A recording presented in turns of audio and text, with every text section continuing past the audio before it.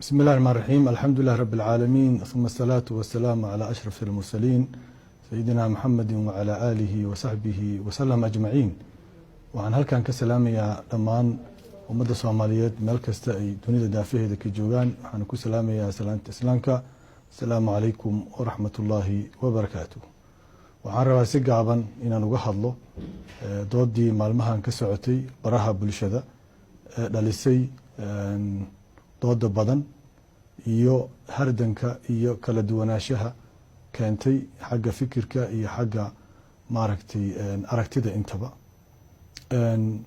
waxaan rabaa marka ugu horeysa inaan u mahad celiyo culimadii Soomaaliyeed ee sida degan nasaaxada leh sharafta leh arintaas uga falceliyay ina soo jeediyay si gaar ah ama si guud waxa ku haboon qaladkii ka dhacay khudbadii aan ka jeedinayay dalka Jarmalka.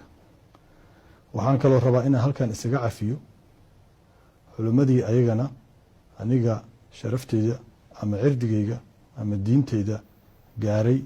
waxaan rabaa si ilaahay dartiis ah inaan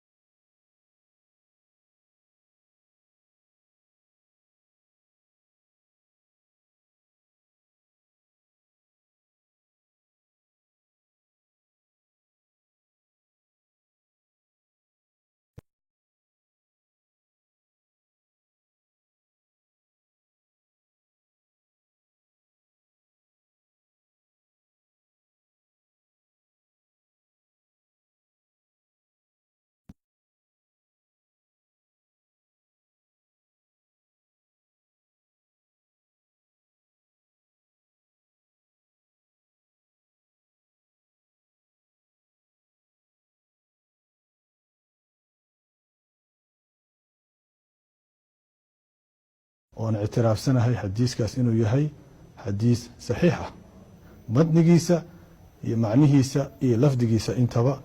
waxaan kaloo ictiraafsanahay sida nabigeena suuban calayhi salaatu wasalaam oo uga bixiyey fasirka iyo fasiraadda iyo tafsiirka oo ka bixiyey. waxaan kaloo ictiraafsanahay diinteena samaawiga ah oo qur-aanka kariimka iyo sunnada nabiga calayhi salaatu wasalaam u horeyso inay tahay diinta xuquuqda ugu badan siisay dumarka iyo haweenka. waxaan sidiidanahay oo sidaas daraaddeed wax allaale iyo wixii khalad ah ee khudbadaas ku jiray waxaan ilaahay subxaanahu wa tacaala weydiisanayaa inuu arintaas iga cafiyo isagaanan uga tooba keenaya anuu aaminsan toobada cidda iskale inay tahay ilaahay subxaanahu wa tacaala aysan qof bini aadana toobada aysan lahayn. ilaahay subxaanahu wa tacaala ayaa wixii gaf ah oo khudbadaas ku jiray ka weydiisanayaa tooba. waxaanse mar kasta diidanahay oona u taagnaa doona hadduu ilaah yidhaahdo in iyadoo diinteenna ay tahay sunnadeena nabiga calayhi salatu wasalaam iyo kitaabka qur-aanka ay yihiin waxaa ugu badan ee dumarkii siiyey xuquuqda in uu jiro dhaqan guracan oo bulshadeenna ku dhex jira fasiraad qaldan oo diinta laga sameeyey oo lagu dulminayo xuquuqda dumarka. kaas waan diidanahay. waxaan ahay qof u taagan inuu ka hortago dulmigaas ka dhiidhiyo difaacana xuquuqda dumarka ay siisay shareecada islaamka. sidaan ognahay nabigeena calayhi salaatu wasalaam habluhu waxay ahaayeen senior councilkiisa wax la yidhaahdo taladii golihiisa saray ku jireen. islaamka ayagaa ugu horreeyey nabiga wax rumeeyey, ayagaa qofkii ugu horreeyey u dhintay diintan ayagay ahaayeen. ayaga kaalin aysan ka qaadan diintan ma jirto. qur-aankeena kariimkana saan hore u sheegay wuu ammaanay haween soo jeediyey adduunkan tala soo qabtay wuu ammaanay. sidaas daraaddeed waan u taaganahay inaan difaaco cidaan uga cabsanayo ama uga gambanayana ma jirto. xuquuqda iyo kaalinta siyaasadeed iyo kaalinta bulsho oo qur-aankeena kariimka ah siiyey haweenkeena.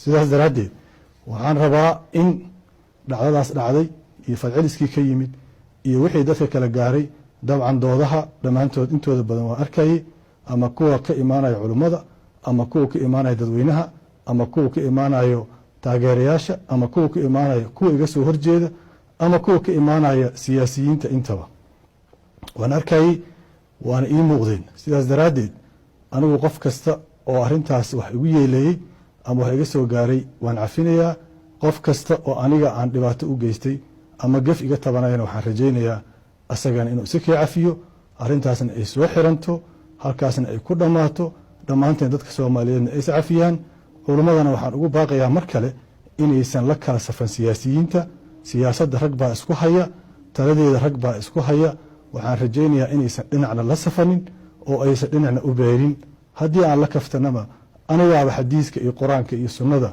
ku dhaamo kuwa hadda talada hayee haddayba cid u janjaarsanayaanba waxayd anigana iisoo janjaarsadaan laakiin aniga waxaan rabaa inay culammadu noqdaan kuwa u dhexeeya dadka oo aanan garab la safnayn kuwa u hiiliya cadaaladda oo xaakimka hadduu qaldan yahay iyo midka mucaaradku ahba qaldan yahay wada qabta laakiin aanay indhaha ka laabanin dulmiga xaakimka oo keliya aanan ku teegteegsanin qaladka ay ka arkaan qofka asaga ka soo horjeeda waxaan rajaynayaa ummadda soomaaliyeed meel kasta ay joogto inay is cafiyaan waxaan ugu baaqayaa arrintaasna inaan iska xirno jabtarkaasna uu soo gabagaboobo wassalaamu calaykum waraxmatullaahi wabarakaatu